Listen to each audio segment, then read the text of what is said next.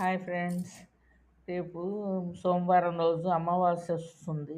అమావాస్య రోజు 2 గుమ్మడికాయలు తీసుకోవాలి. ఒక గుమ్మడికాయకి పసుపు రాసి అమ్మవారి తిలకం దిద్దాలనమాట.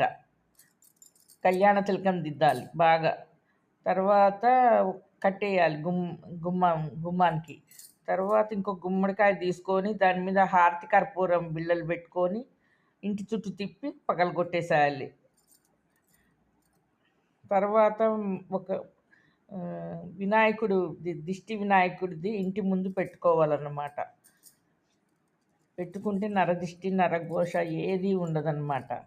ప్రతి మంగళవారం రోజు ఒక నిమ్మకాయ తీసుకొని 2 భాగాలుగా చేసుకొని, ఒకటి అటు గుమ్మానికి, ఇటు గుమ్మానికి పెట్టేసుకోవాలి. కొంచెం పసుపు రాసుకొని, కొంచెం కుంకుమేసుకొని పెట్టుకోవాలన్నమాట. నరదిష్టి, నరఘోష ఏదన్నున్నా చెడుది అంతా పోతుందన్నమాట.